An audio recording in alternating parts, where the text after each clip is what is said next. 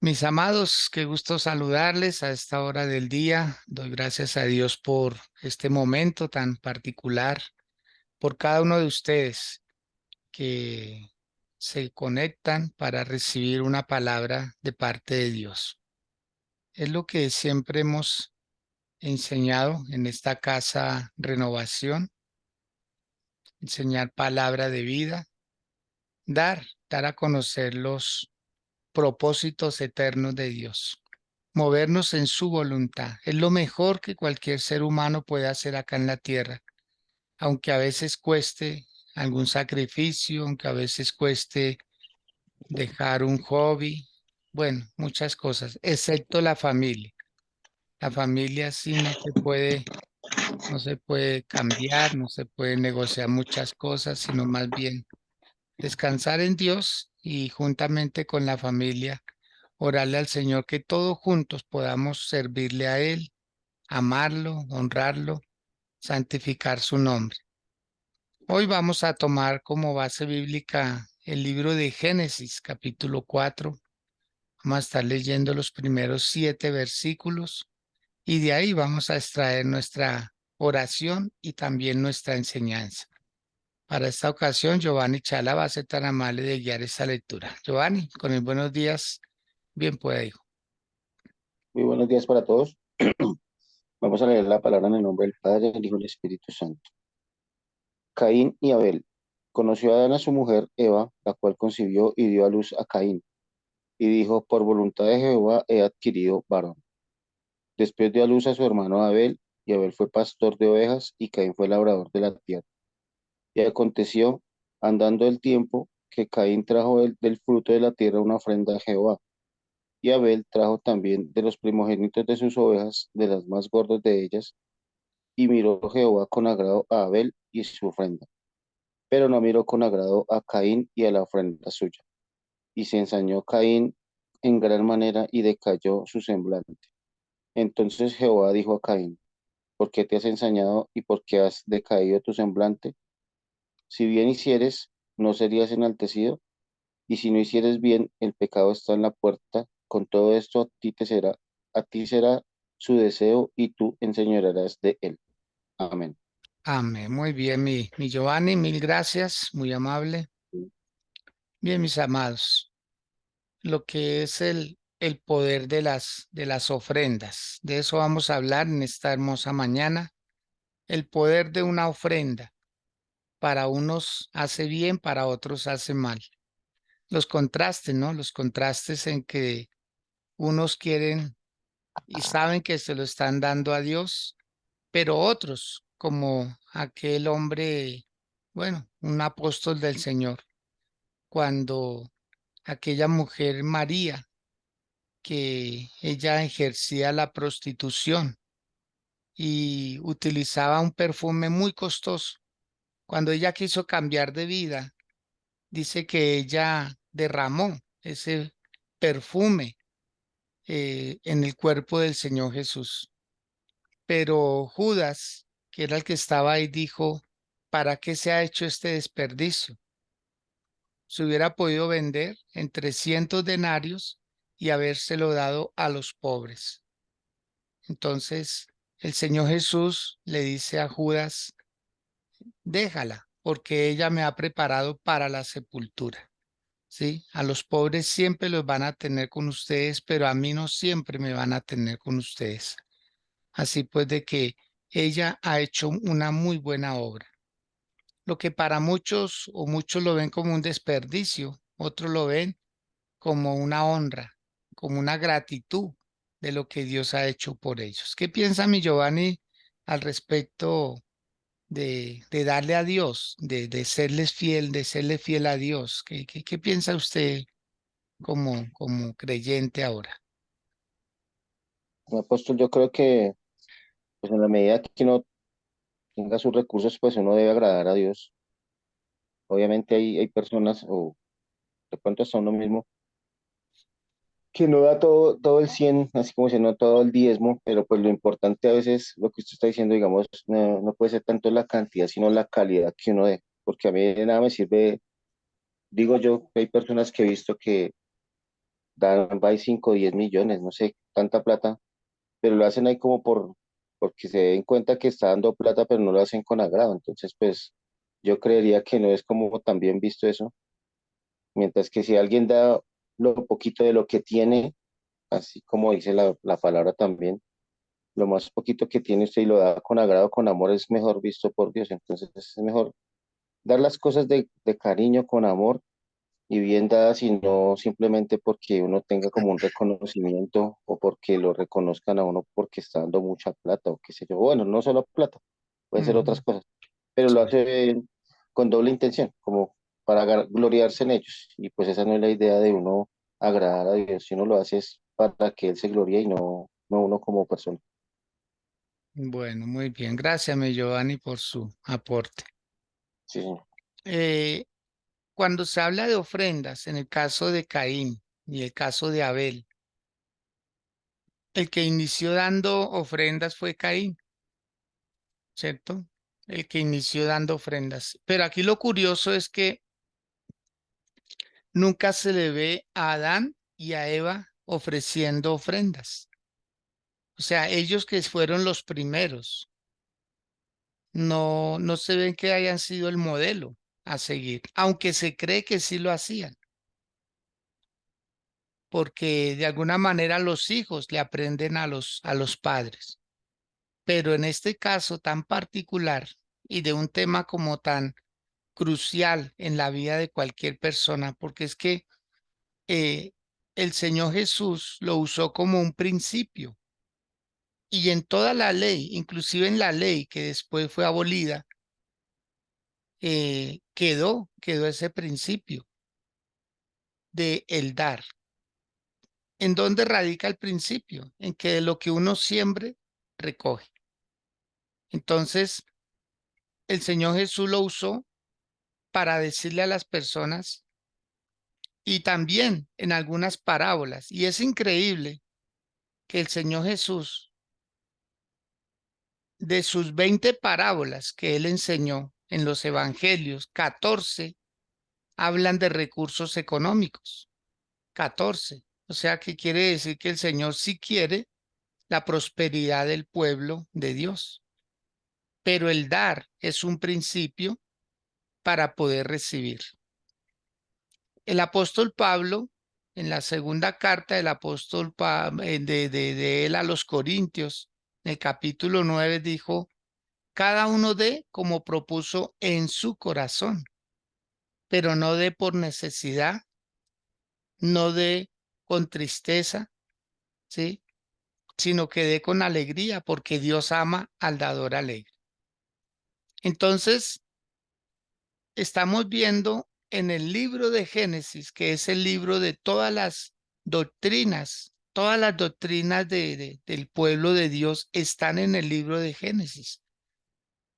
Por eso alguien decía, si tan solo existiera el libro de Génesis, sería suficiente, porque ahí está la doctrina de la salvación, ahí está la doctrina de la redención, ahí está la doctrina de la justificación. Ahí está la doctrina de la Trinidad. Los primeros 3 versículos encontramos a Dios el Padre creando las cosas. Encontramos a Dios el Espíritu Santo ejecutando la palabra de Dios. Y encontramos al Señor Jesús como la luz. El primer milagro que creó Dios para el universo fue la luz. Y Jesús dijo, yo soy la luz del mundo.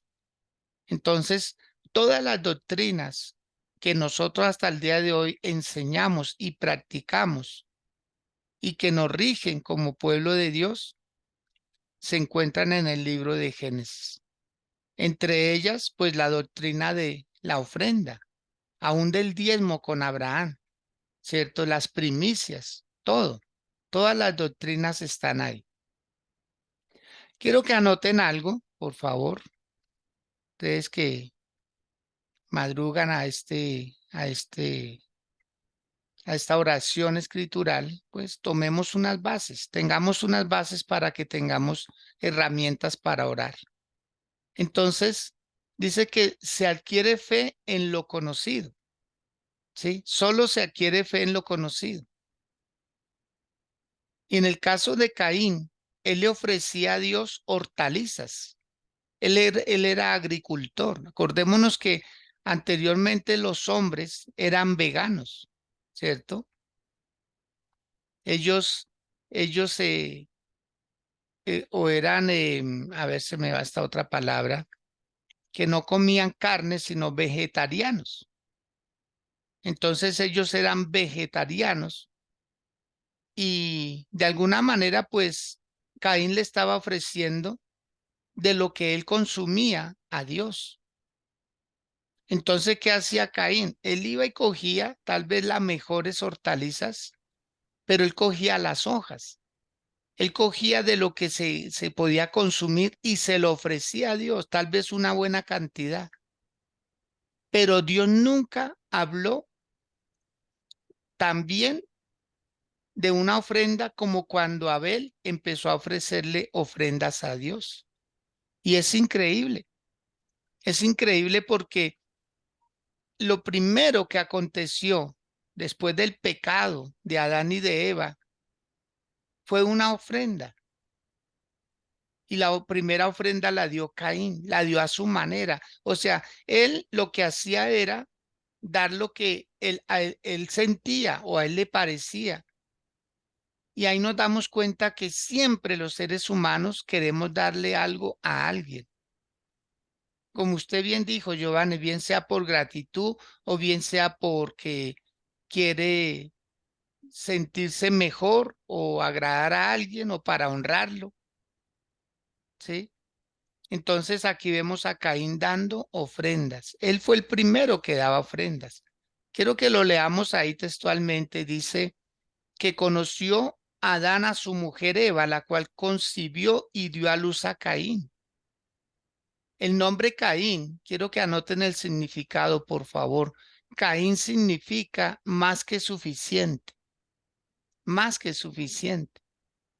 Tal vez Adán y Eva pensaron que ellos nunca más iban a tener otro hijo, entonces por eso le colocaron ese nombre, más que suficiente.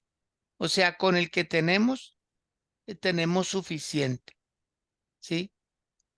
Y dice el versículo 2: después dio a luz a su hermano Abel. Y anoten el nombre, el significado de Abel. Abel significa efímero, pasajero, de corta duración.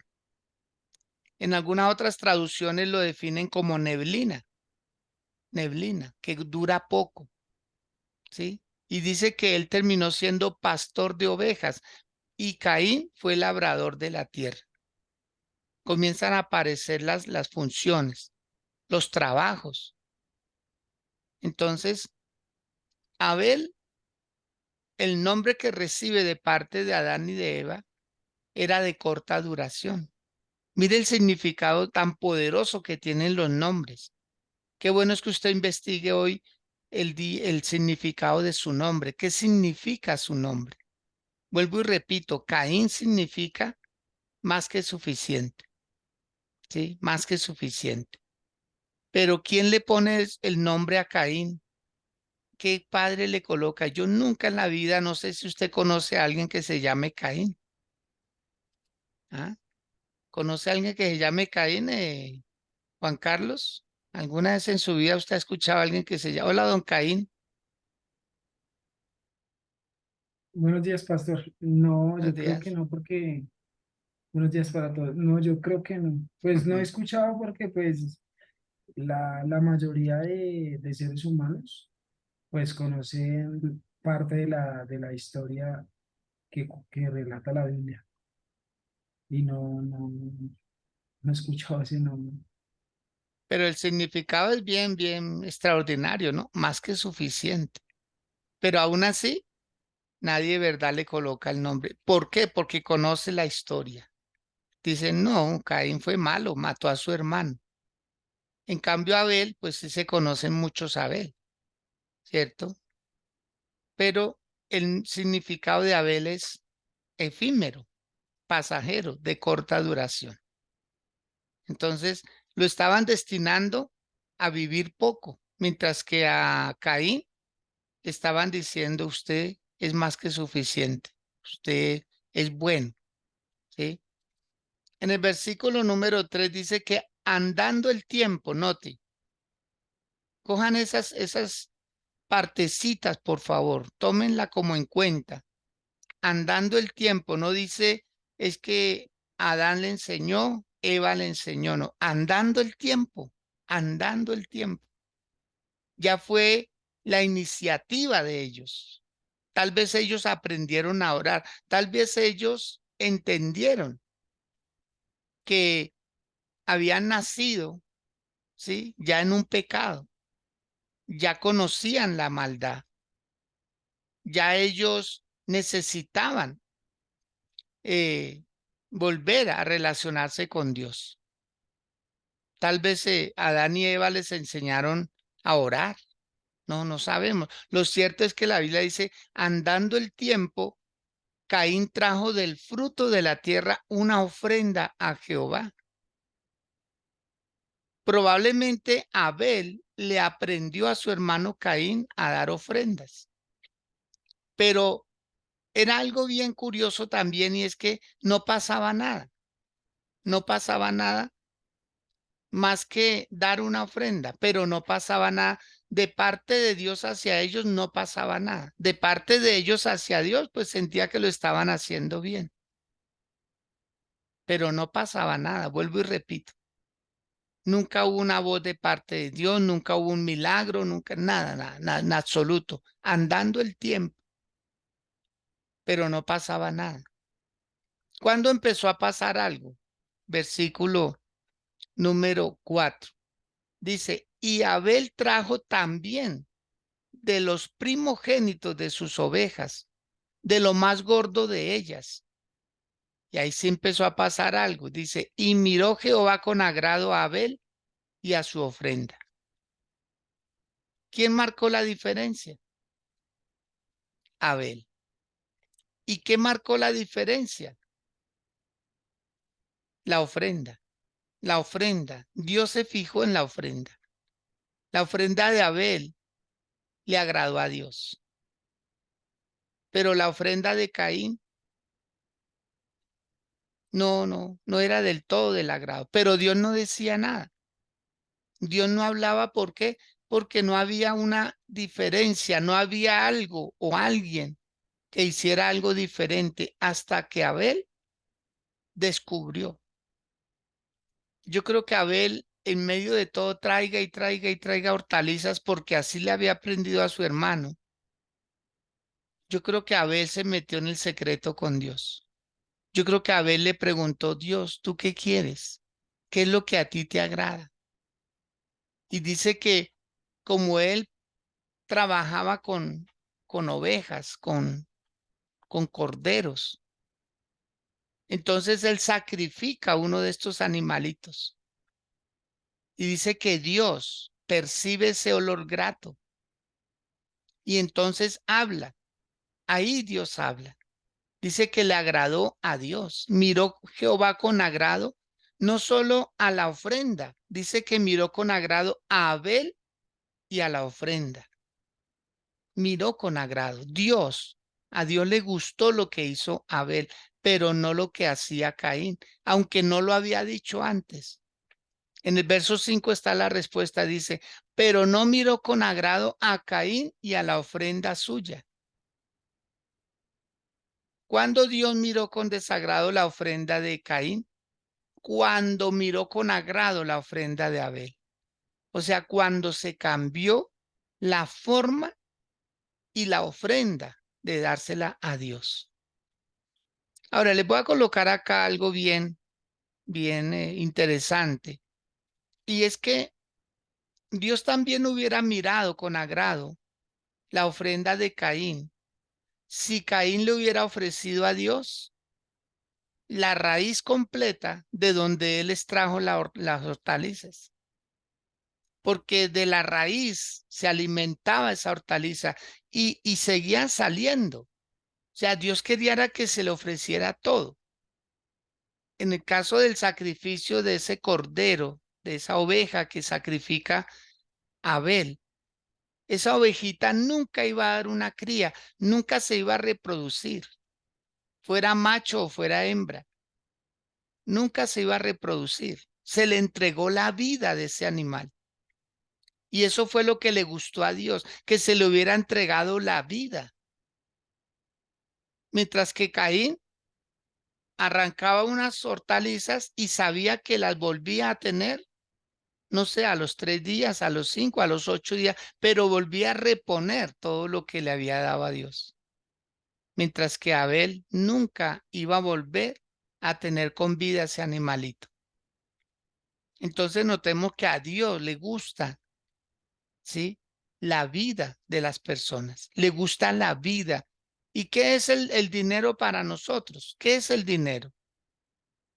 ¿Qué es el dinero? A nosotros nos pagan por dar vida, por invertir vida y un conocimiento en un lugar. A usted no le pagan simplemente por tiempo, no, no, no. A usted le pagan es por vida. Usted es productivo teniendo vida. Entonces, el dinero es el equivalente a la vida que usted puso durante un tiempo para una función específica. Entonces, a usted le retribuyen con economía a cambio de esa vida que usted prestó en esa empresa. Esas 8 horas o esas 10 o esas 12, no sé. Usted estuvo ahí trabajando para esa empresa. O sea, solo cuenta el tiempo en el que usted está dentro de la empresa laborando. No cuentan pronto la hora, 2 horas, 3 horas que le costó desplazarse desde su casa hasta allá. No, esa no se la pagan. Ni siquiera la de regreso. A usted le pagan es las horas que estuvo dentro de esa empresa o de pronto ejerciendo alguna función de servicio, de mensajería, qué sé yo, pero estaba bajo ese reglamento. Y cuando llega, no sé, la semana, la quincena, la mensualidad, no sé, le dan a usted el equivalente a esa vida que usted estuvo ahí dentro. Entonces el dinero representa vida. El dinero representa vida. Dios no le pide tiempo a las personas, el tiempo es de Dios, pero sí el equivalente a esa vida que con la que uno se gana el sustento. Entonces Dios por eso pide vida y nos pide vida a nosotros. Se la podemos dar porque el dinero se ha convertido en un bien necesario. Claro, con el dinero también se puede hacer mucho mal. Pero quiero que anoten una frase. Quiero que anoten una frase. Quizás no sea del todo del agrado de las personas. No me puedo excusar con ustedes al decírsela. ¿Por qué? Porque yo necesito decirles a ustedes verdades de parte de Dios. Verdades de parte de Dios. ¿Quién es el que se choca para darle a Dios? A quien no se le ha revelado. Estas verdades no se le revelan a las personas porque a veces ni siquiera piden que se les revele por diferentes razones. Hay personas que son muy tacañas, hay personas que dicen no, pero no tiene nada que ver el dinero con religión y por qué tengo que dar y aquí ya lo que quiera. Pero la frase dice así: cuando el dinero llega al corazón, cualquier mal es posible. Vamos, anoten esa frase, por favor. Si la pueden publicar en las redes sociales ahora, colóquenlo. A alguien le podemos estar ayudando con eso. Cuando el dinero llega al corazón, cualquier mal es posible. Porque el dinero no debe estar en el corazón. El dinero no puede ser el ídolo que nosotros tengamos. Alguien decía también que el dinero es un buen esclavo, pero es un mal amo. Cuando el dinero gobierna a una persona, entonces le hace hacer cosas que de otra manera no haría. Por dinero se han matado entre hermanos, han matado hijos a los padres. Por dinero se han matado entre socios, se han hecho daño. Por dinero dice el apóstol Pablo, raíz de todos los males es el amor al dinero. Amar el dinero ya es un problema. Entonces hay personas que no ven la relación, dicen, no, yo simplemente oro o voy al culto o doy una limosna, que así nos enseñaron. Muchos hasta ni la culpa tenemos porque nos enseñaron fue a dar limosnas. Y las limosnas pues son para acallar la conciencia, como para ayudarle a alguien en algo, pero no es todo. No, nunca se soluciona un problema del todo. Entonces, Abel, Abel adquirió fe en lo conocido, ¿sí? Cuando Dios le revela a Abel qué es lo que a él le gusta, Abel dice que le da a Dios de lo más gordo, de lo mejor. Quiero que anoten otra frase, por favor, que a mí cuando se me vienen las frases, pues me gusta compartirlas porque les ayuda también. Y la otra frase dice, Dios siempre nos pide lo que más nos gusta. Dios siempre nos pide lo que más nos gusta o lo que más necesitamos muchas veces. Son intercambios, así como Él nos dio lo mejor de Él. Dice que Él nos dio a su Hijo Jesucristo, a su Hijo unigénito. Era el único que tenía, Él no tenía muchos, el único. Y no, aún así no lo entregó, no lo ofreció por amor, por amor. ¿Mm? Entonces ahí nos damos cuenta cómo el Señor nos pide lo que más nos gusta, lo que más queremos nosotros en la vida, lo que más necesitamos. Entonces, el Señor Jesús llegó a colocar el dinero al nivel de Dios. Es increíble. El mismo Señor Jesús dijo, nadie le puede servir a dos señores, porque amará al uno y aborrecerá al otro. Nadie puede servir a dos señores. O sea que el Señor Jesús colocó el dinero al nivel Dios, porque las personas con dinero da la sensación de poder hacer todo, como a los que tenemos a Dios también podemos hacerlo todo. Dice que para Dios no hay nada imposible. Así da la sensación el dinero. Pero bueno, el dinero puede comprar una buena casa, pero no una buena familia. El dinero puede comprar un buen colchón, pero no un buen sueño. El dinero puede comprar medicamentos, pero no salud. El dinero puede comprar una buena Biblia, pero no al autor. El dinero puede comprar un buen crucifijo, pero nunca a un Salvador, etcétera. O sea, hay muchas cosas que el dinero no puede comprar. La salvación. El Señor Jesús dijo, ¿de qué le vale al hombre ganar el mundo entero si a la postre termina perdiendo su alma? ¿Qué recompensa podrá dar el hombre por su alma? ¿Qué recompensa podrá dar el hombre por su alma? ¿Mm? Cuando antes de iniciar la pandemia, cuentan la historia de un hombre que él había programado su sepelio. Él todo lo había organizado. Él había comprado su propio vestido con el cual quería que lo enterraran. Él había escogido su propio ataúd, su propia bóveda, todos los detalles. Había contratado su propio grupo musical. Había todos los detalles habidos y por haber. Él quería que su sepelio, sus exequias fueran a la manera de él. Era tan organizado en la vida de ese hombre que aún su funeral, todo lo había planeado cuando comenzó la pandemia. Y él fue uno de los primeros que murió, ¿sí? Es un italiano, nombre italiano. Fue uno de los primeros que murió en esa pandemia. Nunca estrenó el vestido, nunca fue puesto en el ataúd, nunca se le pudo hacer la ceremonia. Él murió como una persona y ya, y lo sacaban rápido. En camiones lo sacaban y los colocaban en fosas comunes. Es impresionante, mis amados. Las cosas no se dan a veces siempre como uno quiere. Es como Dios quiere. Es como Dios quiere. Dios todavía tiene el control de la humanidad. ¿Mm?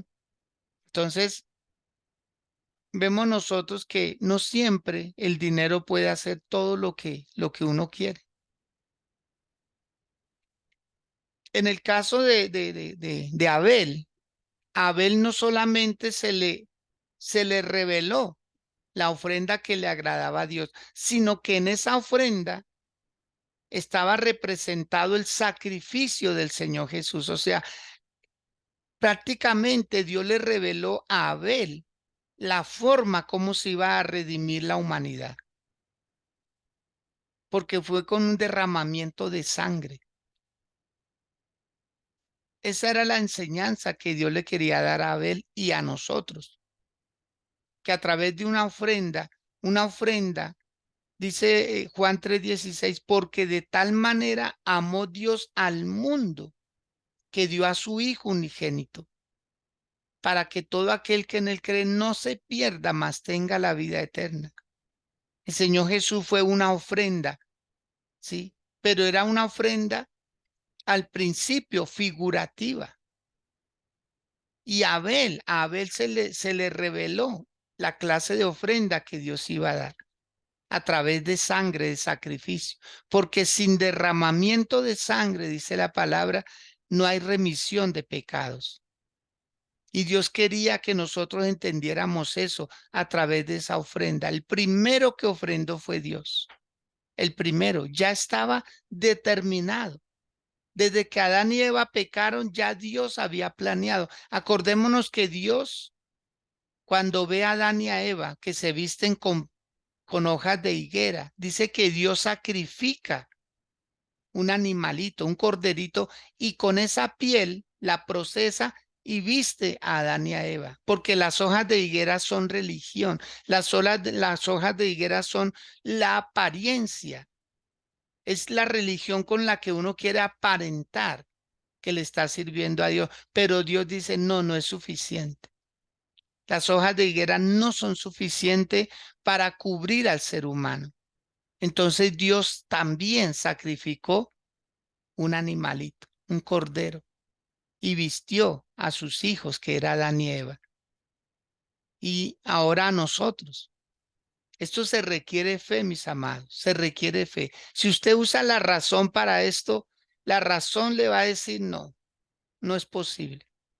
Pero el espíritu, su espíritu, el Espíritu Santo viene a su espíritu y le revela esa verdad de la escritura.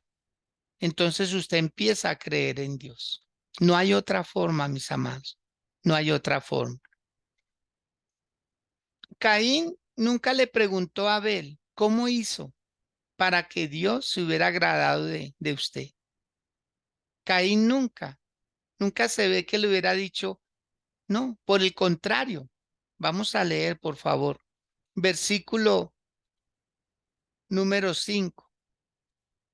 Dice, pero no miró con agrado a Caín ni a la ofrenda suya. Y se ensañó Caín en gran manera y decayó su semblante. Claro, él se sentía bien porque él daba lo que daba y no pasaba nada, pero él nunca le preguntó a Dios, Señor, ¿cómo hago? ¿Qué es lo que a ti te gusta? En cambio, Abel sí encontró el secreto. Abel encontró el secreto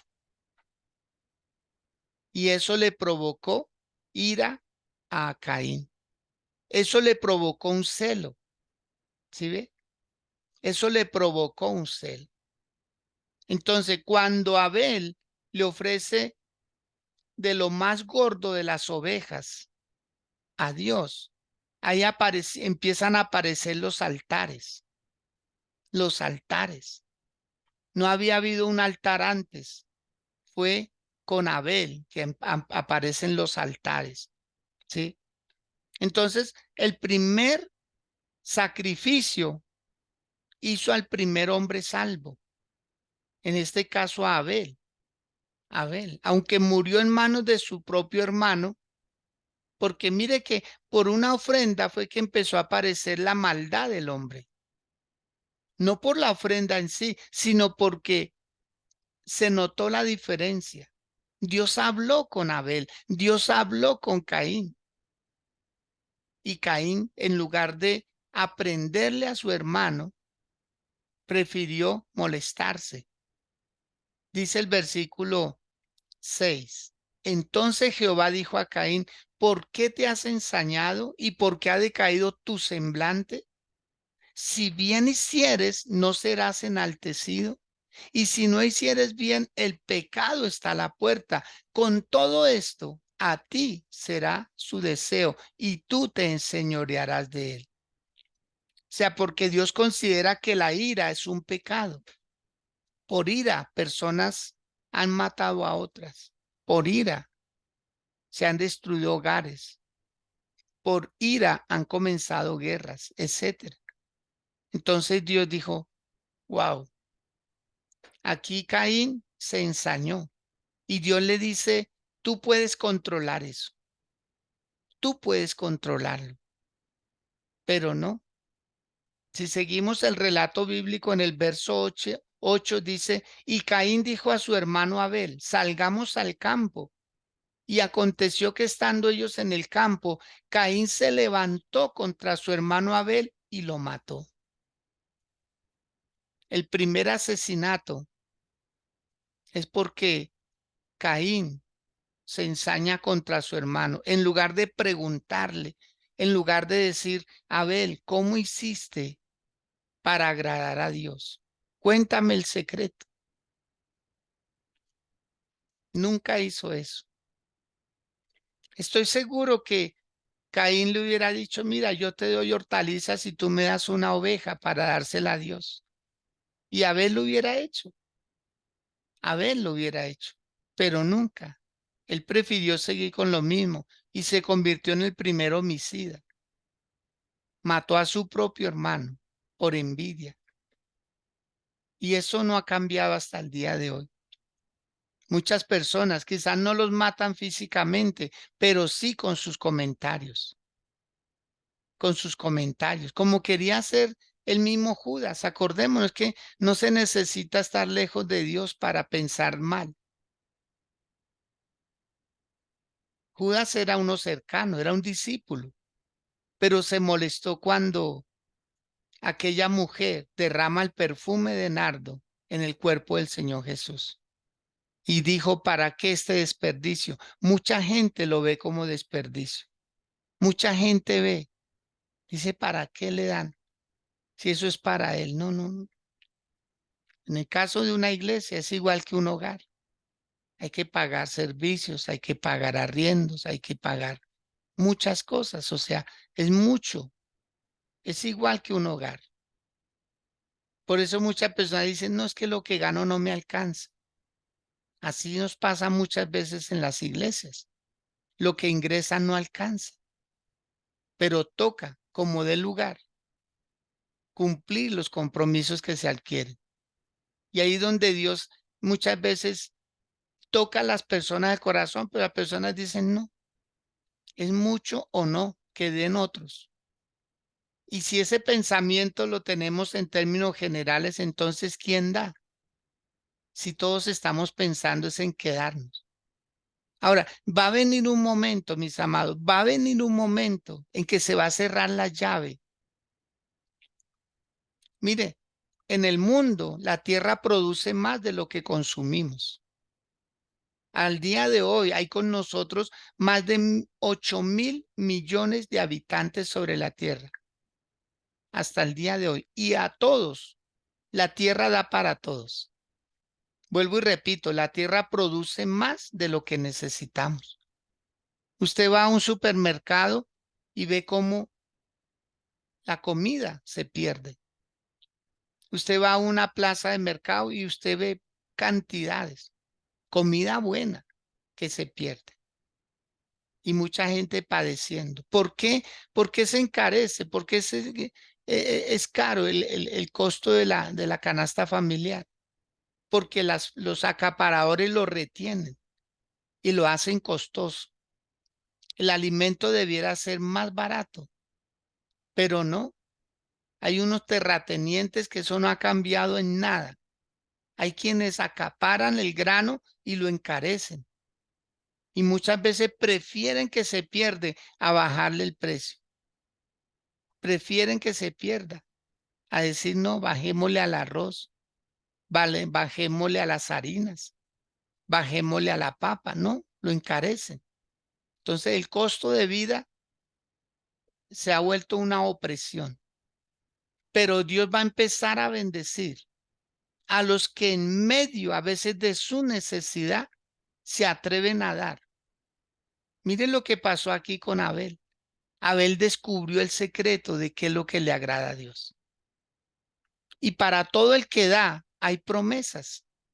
Para todo el que da hay promesas. Vamos a buscar esas promesas. Quiero que las anoten rápidamente en el libro de Malaquías.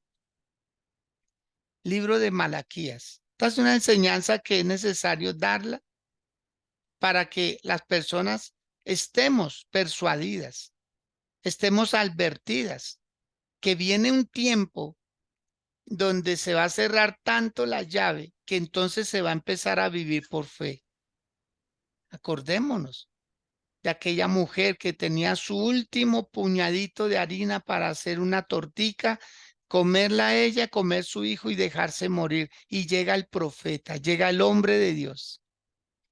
Y hubo alimento hasta de sobra, por años, por años. Vamos a empezar a vivir por fe, mis amados. Va a llegar un momento donde se va a vivir más por fe. Y de esa fe, ¿de dónde sale? De lo que se ha sembrado, de lo que se ha sembrado. En el libro de Malaquías, capítulo 3, ¿sí? Dice el versículo 8 en adelante. ¿Robará el hombre a Dios? Pues vosotros, dice el Señor, me habéis robado. Y dijisteis, ¿en qué te hemos robado? Y Dios les dice, en vuestros diezmos y en vuestras ofrendas. Porque era obligatorio darlo, pero ya no se estaba dando. Siempre la situación del diario vivir a las personas les va a decir, no, es que con esto puedo hacer esto. Siempre, o sea, todo lo prohibido se vuelve codiciable, todo. Así pasa con el dinero. Cuando ya le pertenece a alguien se vuelve codiciable. Y el Señor dice, verso 9, malditos sois con maldición, porque vosotros, la nación toda, me habéis robado. O sea, se había vuelto una costumbre. Pero ¿quiénes habían empezado esa costumbre? Los sacerdotes. En el capítulo 1 de este libro de Malaquías dice el Señor, los sacerdotes, los que debieran honrar no están honrando. Dicen con sus palabras que van a dar lo mejor y con los hechos dan lo peor. Versículo 10 dice, traed todos los diezmos al alfolí y haya alimento en mi casa. Y ahí comienzan las promesas. Y probadme ahora en esto, dice Jehová de los ejércitos. Primera promesa, anótenla. Él abrirá las ventanas de los cielos. Esa es la primera promesa. Viene provisión de lo alto para los que son fieles en estas áreas. Segunda promesa, derramaré sobre vosotros bendición hasta que sobreabunde. Tercera promesa, reprenderé por vosotros al devorador. ¿Sí ve? Porque hay alguien que le quiere quitar lo suyo. Cuando uno no le da a Dios, el diablo se lo quita. De alguna manera, sea con la salud, sea con los hijos, sea con situaciones adversas. O sea, cuando uno no le da a Dios, el diablo se lo quita.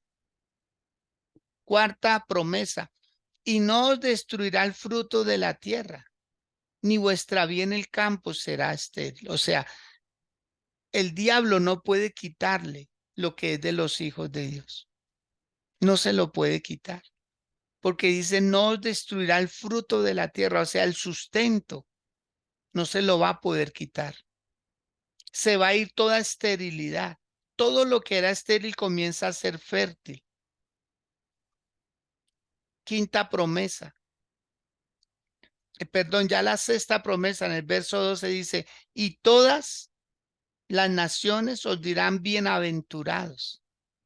Hallaremos gracia con mucha gente y en muchos lugares. Y por último dice, porque seréis tierra deseable. 7 promesas hay de bendición para los que son fieles en estas áreas. Entonces, amados del Señor, estas son enseñanzas que nos ayudan a nosotros a decir, wow, aquí hay que darle a Dios. Como alguien dijo, cava pozos aunque no necesites el agua. Cava pozos. Ayer oía un testimonio de una familia allá en la Franja de Gaza. La entrevistaban unos periodistas y decían, mire, nosotros creímos que estábamos en un paraíso. Eran dueños de hoteles, eran dueños de edificios, eran dueños de casas, tenían abundancia. Ella misma decía, no, la vida a nosotros nos cambió de la noche a la mañana. Teníamos de todo, no nos faltaba nada. Pero comenzó esta guerra y ahora vivimos en un lugar de paz, durmiendo en un estadio, en un coliseo, en lugares cerrados, donde les dan una colchoneta, unas frazadas, donde tienen que usar un baño 100 personas, 200 personas. O sea, impresionante. ¿Cómo le cambia la vida de la noche a la mañana a alguien? Por eso uno no puede decir, yo estoy súper bien, estoy súper asegurado, ¿no? Porque a como están pasando las cosas de rápido, amado, aquí lo mejor es estar bien con Dios. Yo les invito a que inclinen por un momento sus rostros, si pueden hacerlo ahí donde están. Si alguien puede arrodillarse por unos minutos, hágalo y dígale, Señor, cuando tú me enseñas verdades es para que yo las practique. Cuando tú me revelas cosas como estas, Señor, porque siempre van a haber los contrastes entre los que dan y los que no dan, entre los que son generosos, pero también con los egoístas. Las ofrendas despiertan rencillas, despiertan la avaricia del hombre. Señor, aquí estamos para ti, porque tú nos hablas a nosotros que somos tus hijos, los que fuimos redimidos en la primera ofrenda, que fue el Señor Jesús, la primera de todas, la más grande, la más sublime. Tú nos diste a tu Hijo maravilloso, a Jesús de Nazaret, el Cristo de la gloria. Nos lo entregaste, Señor, porque tú sabías que después de él ibas a tener muchos hijos. Nosotros somos el fruto de la aflicción de él. Nosotros somos el fruto de lo que él dio, del precio que él pagó por nuestras vidas. ¿Cómo no amarte, Señor, si tú nos das el ejemplo del dar? Que el dinero a la postre, Señor, es un bien preciado, pero a la vez escaso. Hay mucho, pero a la vez hay poco, porque somos más las personas, Señor del cielo. Te ruego, Padre, que por esta palabra se despierte en cada uno de nosotros la fidelidad, la generosidad, el entender estos principios, Señor, y más en estos tiempos donde tú nos estás enseñando a vivir por fe. Amado Dios, que no retengamos lo que es tuyo, sino que se despierte la generosidad de nosotros, Señor. Tu palabra siempre lo ha dicho. A los pobres siempre los tendremos con nosotros y no es por obras, no es por obras para salvación, es por fe, es por obediencia a ti y a tu palabra.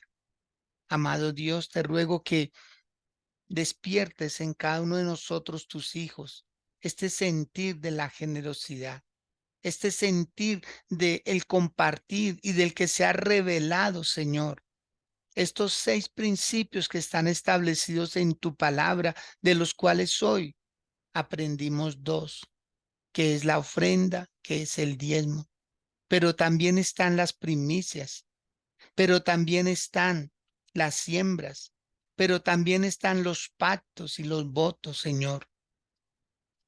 Son secretos que solo tú le revelas a tu pueblo por lo que viene, Señor. Porque vienen días, Señor, donde no se podrá trabajar, como le están pasando a muchas personas allí donde hay guerras, los desplazados, Señor, por la violencia, los desplazados por los regímenes, Señor, políticos que impiden el acceso al alimento, Señor, que hay una esclavitud, que hay un yugo que están poniendo los que gobiernan las naciones, Señor, los industriales, los poderosos de la tierra, Señor, están haciendo que las personas padezcan hambre, que padezcan desnudez, padezcan vergüenza, Señor. Pero tú vas a hacer justicia, tú quieres hacer justicia. Por eso nos entregas estos secretos, Señor, porque son secretos. La fe es el equivalente al dinero del cielo. Y tú nos entregas a nosotros esta palabra. Y te lo agradecemos, Señor, porque nos estás alertando, nos estás advirtiendo y nos estás pidiendo fidelidad y lealtad, Señor. Que no podemos enamorarnos de los recursos, sino hacerlos útiles para el reino tuyo. Porque muchos lugares se cierran por falta de la economía, muchos lugares se cierran, Señor, por falta de este bien preciado. Tu palabra dice que el dinero sirve para todo y lo hemos comprobado, Señor. Porque es con dinero que se pagan arriendos, es con dinero que se pagan servicios, es con dinero que se compran alimentos, es con dinero, Señor, que nos vestimos y muchos quehaceres más, Señor, en el día a día. Padre, yo te ruego que tú bendigas a tu iglesia, que tú bendigas a tus hijos, a cada uno muy en particular, Señor. Aquellos que tienen deudas con entidades bancarias, con prestamistas, Señor, que seas tú obrando y abriendo puertas, Padre de los cielos, obrando milagros para los que han sido fieles, Señor, para los que han sido leales, para quienes se les ha revelado esta tu palabra. Que hoy se abran puertas de bendición, que puedan tener ese paz y salvo en sus manos, Señor, y no volver a adquirir compromisos con estas entidades, porque tú vas a empezar a entregarle a tu pueblo, Señor, muchas cosas sin deuda, muchas cosas, Señor, sin la necesidad de pagar créditos, intereses, Dios, para no seguir haciendo más fuertes a los que ya son fuertes, Señor. Y tu casa va a empezar a tener lo necesario. Tu casa, tu iglesia va a empezar, Señor mío, a tener mejores días, Dios. Muchos de los siervos tuyos hoy van a tener gozo, alegría, porque tú vas a obrar, Señor. Tú vas a obrar. Tú vas a obrar poderosamente. Tú lo vas a hacer, Señor. Si tú dices, haya alimento en mi casa y probarme ahora en esto, cómo tú abrirás las ventanas de los cielos, es porque hay mucho más en el cielo que lo que hay aquí en la tierra. Pero tú quieres usar las ofrendas, los diezmos, las primicias, la siembra, los votos, los pactos, Señor. Tú quieres usarlos, Señor, para que esas puertas y esas ventanas se abran, Señor. Y hoy se van a abrir esas ventanas. Betty Quintero, hoy se te van a abrir esas ventanas. Luz Nidia Bendaño, hoy se te van a abrir esas ventanas. Adrianita Gómez, hoy se abren esas ventanas porque hoy es día 15, hoy se parte el primer mes de este año 2024 en dos. Hoy se parte este mes. Así será en la vida de ustedes el antes y el después. Hoy, Marta Sastre, hoy, en el nombre de Jesús, cada uno de los que están ahí, Lisset, cada uno en el nombre de Jesús, créale a Dios, dígale, Señor, voy a empezar a ser fiel contigo, Dios. Porque tú demandas fidelidad, tú quieres tener algo para podernos bendecir, Señor de los cielos. Tú quieres tener, Padre, que nosotros obremos en estos principios de legalidad, porque tú eres un Dios legal, Señor. Tú eres un Dios legal, Padre, y estás usando una legalidad para desatar una legalidad a nuestro favor. En el nombre de Jesús, les enseñaremos a nuestros hijos a dar para que nunca les vaya a faltar. Vamos, decláralo, decláralo ahí en tus palabras y el Señor, voy a enseñarle a mis hijos a dar. Mis hijos no van a ser egoístas, mis hijos no van a ser tacaños, mis hijos no van a desviar los recursos que son tuyos en otras cosas. Los utilizarán para tu reino. En tu reino sembraremos, Señor, y veremos, Padre, veremos la bendición tuya. Porque nunca tú nos darás lo mismo que nosotros damos, como el campesino que siembra una puñada y recoge un bulto, recoge 2 bultos, recoge toneladas enteras. De lo poquito que siembra, recoge y llena los graneros. Así pasará con tu iglesia, Señor, con tu iglesia, Padre, en el nombre de Cristo Jesús. Si puedes levantar tus manos, si puedes levantar tu mirada al cielo y decirle, Señor, ya sé, ya entendí, Dios, que tú utilizas principios legales para poderme bendecir. Así puede que lo que viene para nosotros como iglesia de Dios es mucho mayor que lo que hasta ahora se había recibido. Viene la gracia de Dios para nosotros, viene el favor de Dios a nuestro favor. Y le digo al oriente, le digo al occidente, le digo al norte y le digo al sur, suelta las bendiciones que le pertenecen al pueblo de Dios, suéltalas. Suelta las bendiciones y que de los cielos se abran las ventanas y que lluevan bendiciones abundantes para el pueblo de Dios, para los que han sido fieles y leales, para los que han practicado estos principios, pero que tal vez no han visto los resultados, Señor, porque lo estaban haciendo con tristeza, lo estaban haciendo por necesidad. No, ahora es por revelación, Señor. Agradarte a ti y tú terminarás alegrando el corazón nuestro. En el nombre de Jesús. Señor, gracias por todo. Amén. Amén y amén. Bueno, mis amados, pues para mí es un gozo poderles entregar esta palabra. Sé que les va a bendecir sus vidas, sé que les va a alegrar y van a empezar a ver lo que de otra manera no podían haberlo visto. Amén. Entonces, les bendigo.